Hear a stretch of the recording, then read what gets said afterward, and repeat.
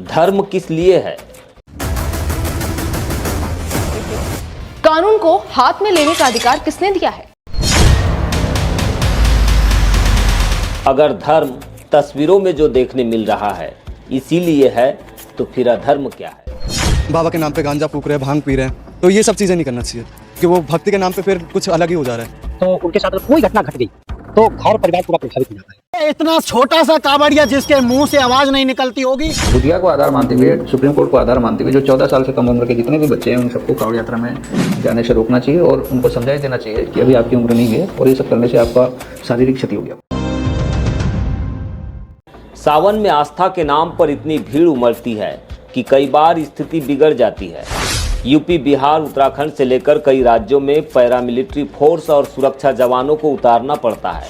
कावड़ियों ने हाईवे पर गंगा जल रखकर विरोध प्रदर्शन किया और सड़क पर आवाजाही रोकी। पिछले साल ये कहा गया था कि कांवड़ियों को इसलिए सुरक्षा दी जाती है कि उन्हें आतंकियों से खतरा है, लेकिन 2025 के पहले सोमवार को ही देश के अलग अलग स्थानों से जो वीडियो सामने आए हैं उन्हें देखने के बाद सोचना पड़ रहा है कि किससे कितना खतरा है।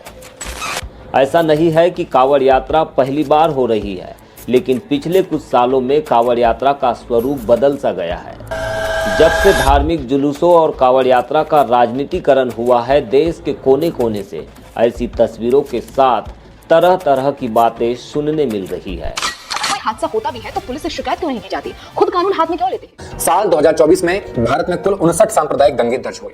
इन घटनाओं से साफ है कि त्योहारों को सांप्रदायिक तनाव और राजनीतिक ध्रुवीकरण के लिए इस्तेमाल किया जा रहा है।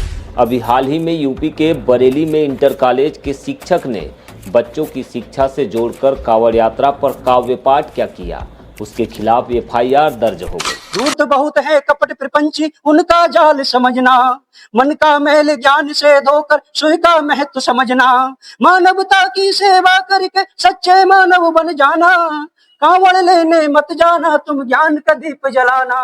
अब आप कहेंगे कि ये सब बताने का मतलब क्या है? यह तो यूपी, बिहार, उत्तराखंड से जुड़ी घटनाएं और बातें हैं। तो चलिए इसके पीछे की वजह हम आपको बता ही देते हैं। दरअसल हुआ यह कि इन सब घटनाओं के बीच लांजी क्षेत्र के पूर्व विधायक किशोर समृते ने एक बयान जारी किया है। समृते इस समय संयुक्त क्रांति पार्टी के राष्ट्रीय अध्यक्ष है और वे अपने बयानों को लेकर आए दिन सुर्खियों में रहते हैं।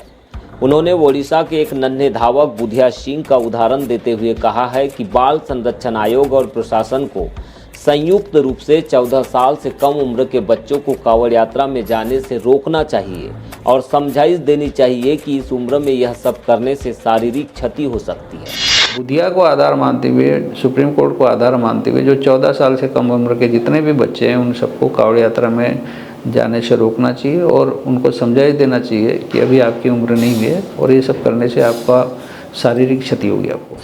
भगवान शिव की पूजा एक आस्था का विषय है, हम भी कई सालों से करते आ रहे हैं, लेकिन बीते 4-10 सालों में भारत के भीतर एक नया प्रचलन बढ़ा है कांवड़ियों का। इसमें सबसे खराब बात यह है कि मासूम बच्चे कांवड़ यात्रा में जा रहे हैं जिनकी उम्र 14 साल से कम है। तो मेरा ये कहना है कि बाल संरक्षण आयोग बच्चों को ऐसी लंबी लंबी यात्राओं से रोके।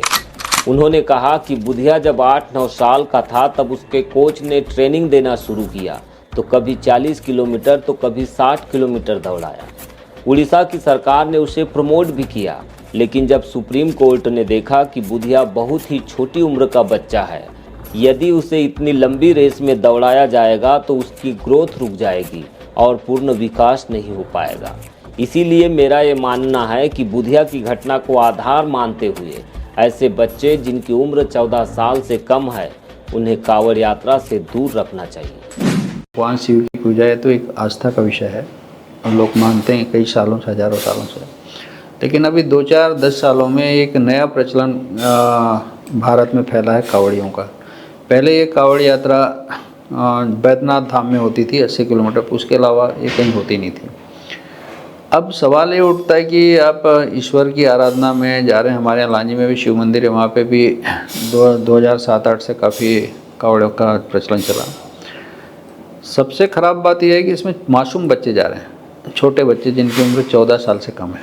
तो मेरा कहना है कि बाल संरक्षण आयोग उसकी ड्यूटी बनती है कि इन बच्चों को लंबी लंबी पैदल यात्राओं से रोके, क्योंकि आपने देखा होगा कि उड़ीसा में एक धावक होता था, अभी भी है, जो बुधिया।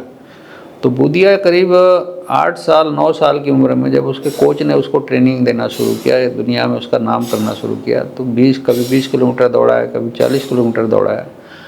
तो उड़ीसा की गवर्नमेंट भी उसको प्रमोट कर रही थी, लेकिन सुप्रीम कोर्ट ने आपत्ति लगाई। सुप्रीम कोर्ट ने कहा कि साहब ये बहुत छोटी उम्र का बच्चा है, और अगर ये इतनी 20 किलोमीटर 25 किलोमीटर 50 किलोमीटर यदि उसको दौड़ाएंगे इतनी कम उम्र में, तो इससे इसका जो ग्रोथ है वो रुक जाएगी, ये अपना पूर्ण विकास नहीं कर पाएगा।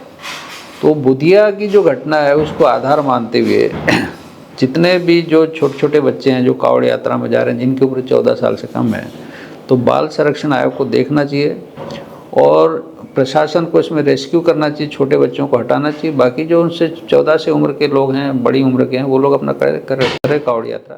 किशोर समृते ने आगे कहा कि महिला बाल विकास मंत्रालय और यूनिसेफ को भी इस ओर ध्यान देना चाहिए कि बच्चों के शारीरिक विकास पर किसी भी तरह का बुरा प्रभाव न हो, क्योंकि कावड़ यात्रा में अक्सर छोटे छोटे बच्चे नंगे पांव कई किलोमीटर तक चलते हैं। इससे उनके पांव की कोमल त्वचा पर बुरा असर होता है और पांव में छाले और फफोले भी पड़ जाते हैं।